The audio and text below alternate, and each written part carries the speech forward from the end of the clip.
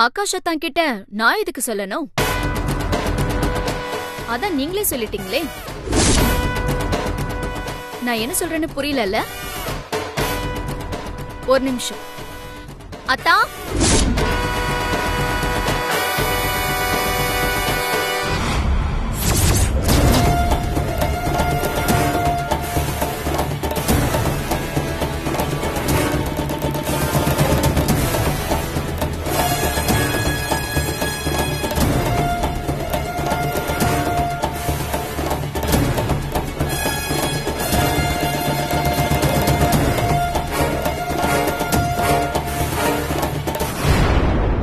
ஏன் பாட்டி இப்படி கீழ்த்தனமா நடந்துக்கிறீங்க?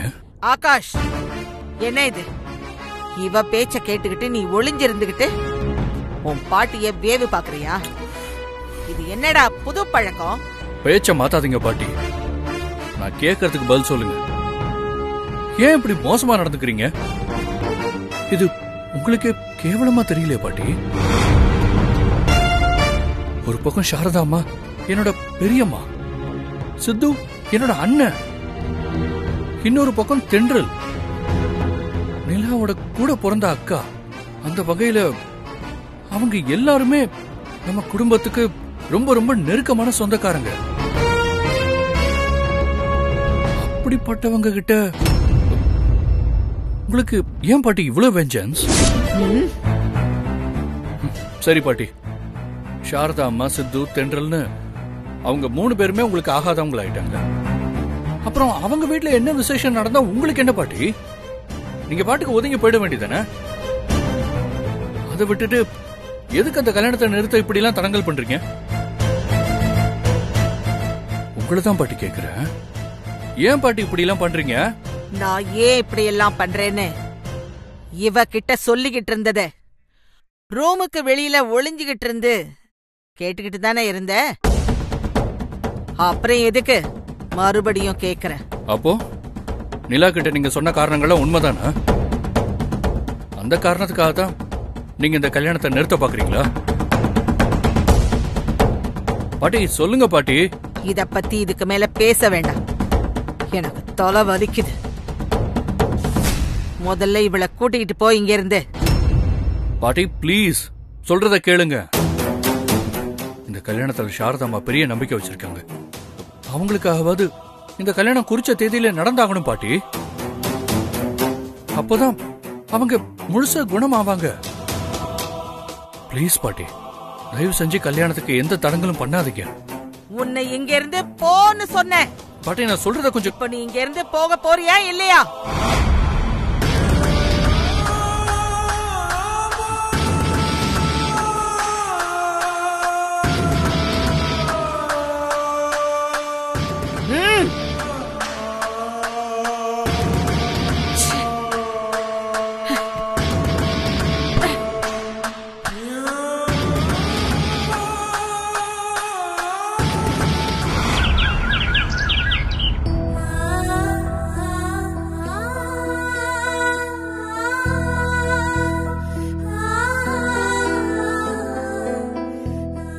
வா ஆகாஷ். அம்மா, இப்போ உடம்பு எப்படிமா இருக்கு? பரவாயில்லாம தான் இருக்கு. ஆனா மனசுதான் ரொம்ப குழப்பமா இருக்கு. அம்மா, அப்படி உங்க மனசுல என்னமா குழப்பம்? அது ஒண்ணும் இல்ல ஆகாஷ். நான் சொல்லட்டேன். நீங்க ஆசைப்பட்ட மாதிரி சித்து தென்றலோட கல்யாணத்தை கிராண்டா நடத்த உங்ககிட்ட பணம் இல்ல. அதான் உங்க குழப்பத்துக்கு காரணம். கரெக்டா? ஒரு நிமிஷம், அதை எடு.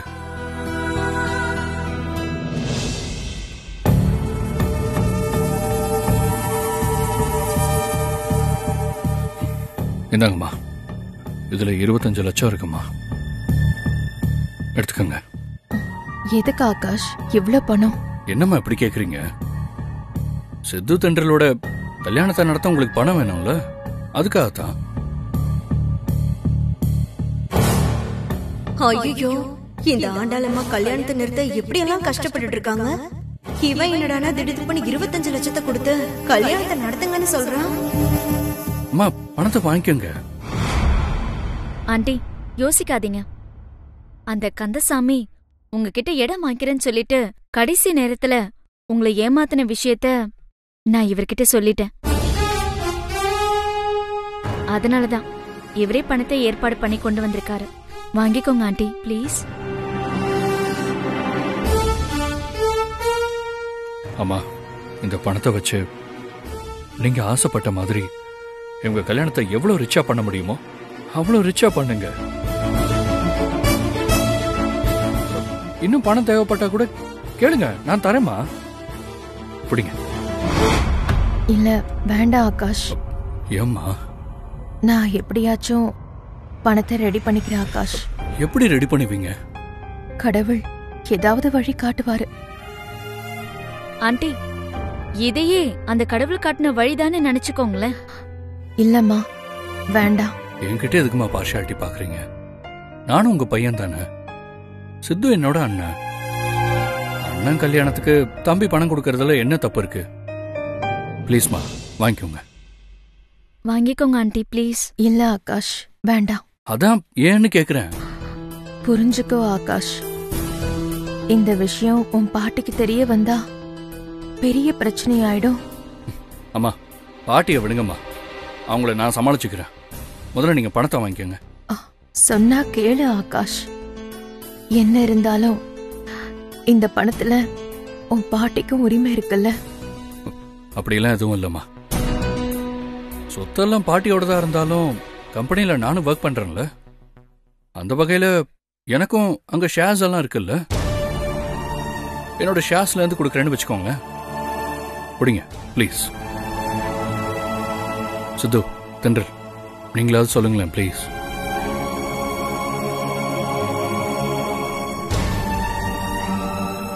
அம்மா ப்ளீஸ்மா, பணத்தை வாங்கிக்கங்க.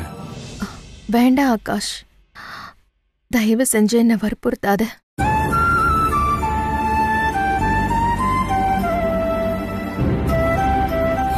சரிம்மா, நான் இந்த பணத்தை உங்களுக்கு ஃப்ரீயா கொடுக்கல. நீங்க விற்கிறதா இருந்த நிலத்தை நானே வாங்கிக்கிறேன்னு. ஆமாம்மா, உண்மையதான் சொல்றேன். நானே உங்க நிலத்தை வாங்கிக்கிறேன். இப்போ நீங்க தாராளமா அந்த பணத்தை வாங்கிக்கலாம்ல.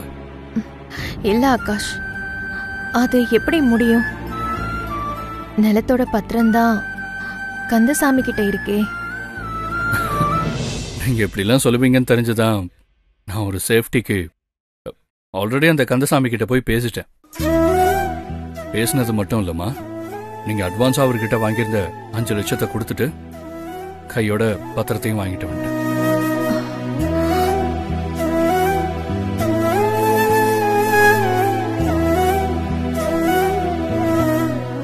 இல்ல கொடு.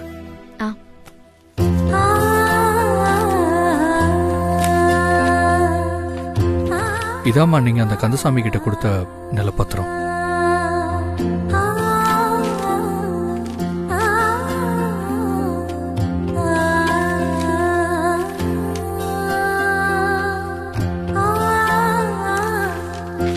நீங்க இதுல ஒரு சைன் போட்டா போதுமா?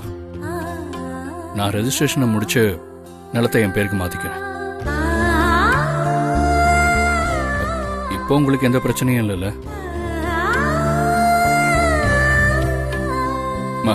இந்தாங்க, இதுல கழுத்து போடுங்க.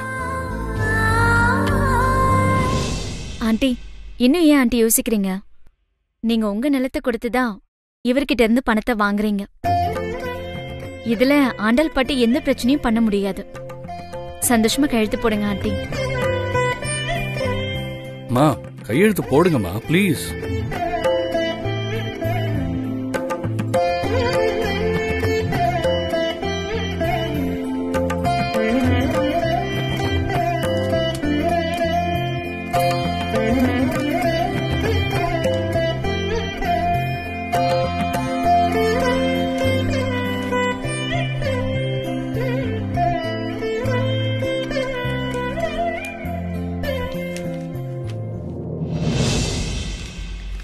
மா, இப்ப சந்தோஷமா இந்த பணத்தை வாங்கிக்கங்க.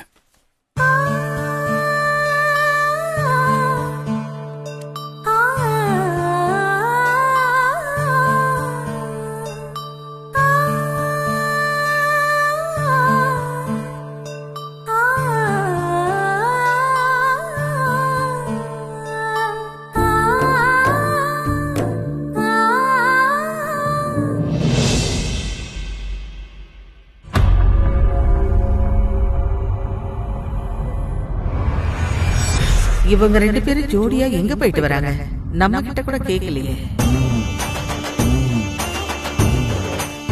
ராஜமாதா இங்கதான் இருக்கீங்களா?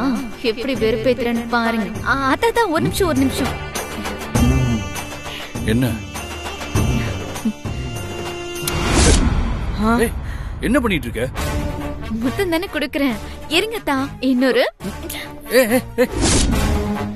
விடு, என்ன பண்ணிட்டு இருக்க? ஏய்,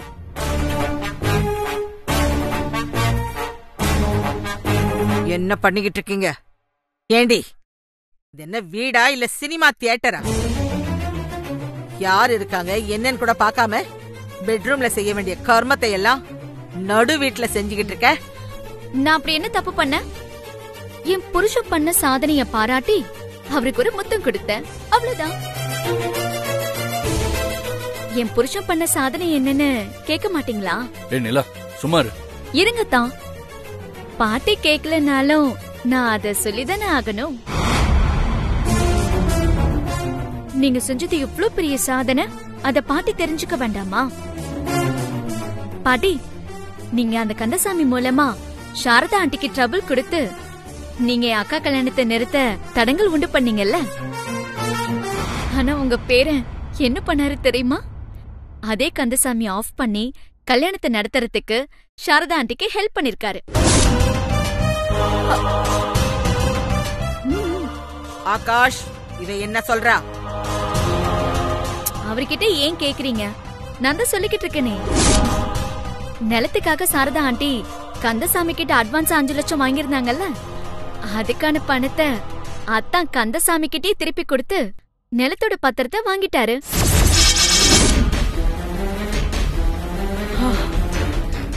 அது மட்டும் இல்ல, பேலன்ஸ் 25 லட்சத்தை சாரதா ஆண்டி கிட்ட கொடுத்து உங்க நிலத்தை நானே வாங்கிக்கிறேன், நீங்க இந்த பணத்தை வச்சு உங்க ஆசைப்படி உங்க பையனோட கல்யாணத்தை ஜாம்னு நடத்துங்கன்னு சொல்லிட்டாரு. ஆகாஷ், உன் மனசுல நீ என்னடா நினைச்சுக்கிட்டு இருக்க? எதுக்காக என்ன இப்படி அவமானப்படுத்துற?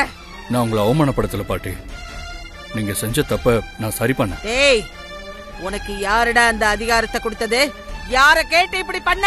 பாட்டி, இதுல நீங்க கோவப்படுறதுல எந்த அர்த்தமும் இல்ல. நியாயப்படி எது நடக்கணுமோ அதுதான் நடந்திருக்கு. என்னடா தெரியும் உனக்கு? பெருசா நியாயம் எல்லாம் பேச வந்துட்ட? யாரோட காசை யார் கொடுக்கறது? கத்தாதீங்க பாட்டி. முறைப்படி பார்த்தா சித்துதான் உங்களுக்கு முத பேர். அதை விட உங்க சொத்துல முத பங்கு சித்துவுக்கு தான் இருக்கு. அப்படி இருந்தும் சித்துவோ இல்ல சாரதாமாவோ உங்களை இதுவரைக்கும் எதுக்காவது தொந்தரவு பண்ணிருக்காங்களா? நீங்க தான் அவங்கள தேடி தேடி போய் தொந்தரவு பண்ணிட்டு இருக்கீங்க. பாட்டி ப்ளீஸ், அந்த கல்யாணம் நல்லபடியா நடக்கட்டும். இனிமேலாவது அவங்கள டிஸ்டர்ப் பண்ணாம இருங்க. உங்களை கையெடுத்து கும்பிடுறேன்.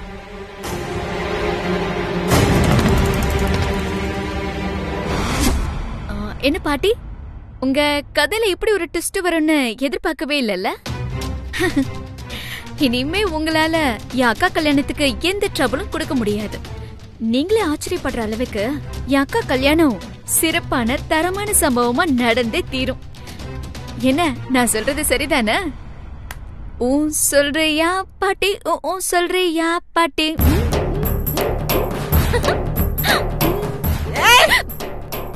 ஓகே.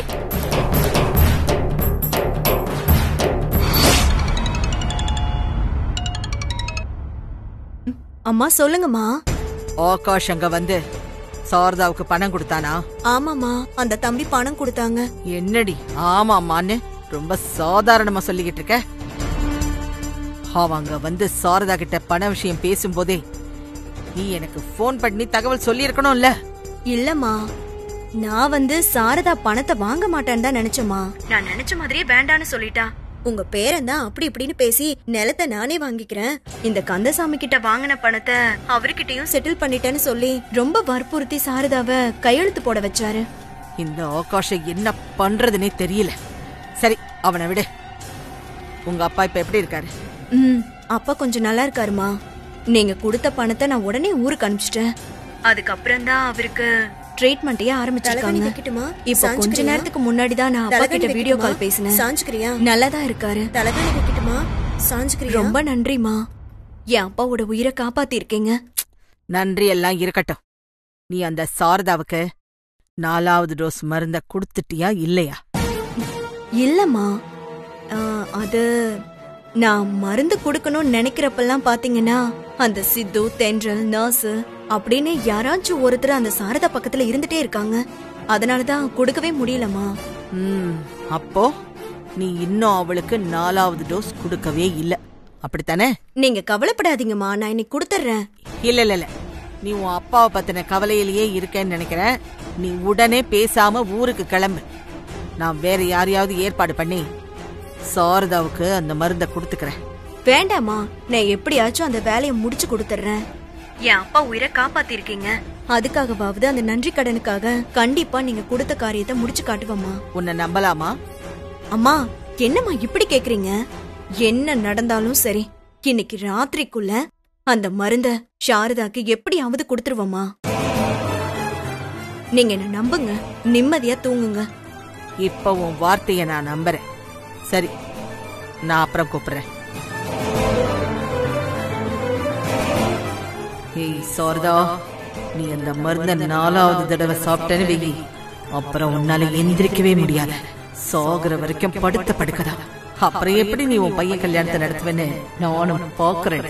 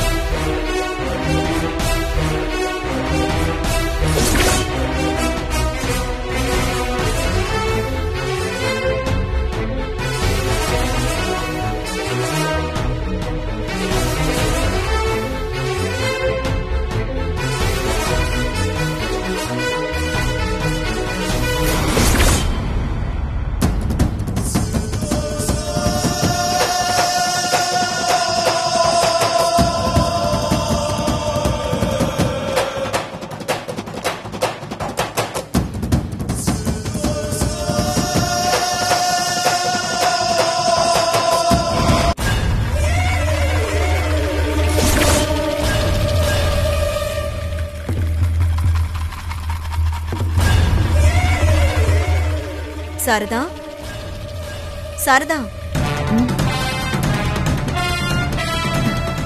எந்திரி, பால் குடிச்சிட்டு படு.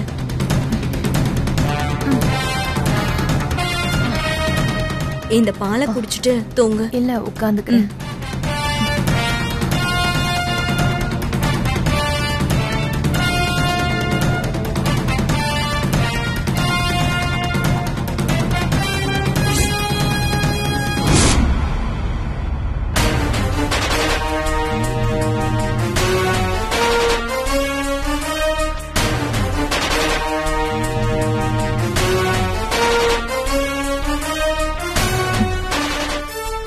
தூங்கு.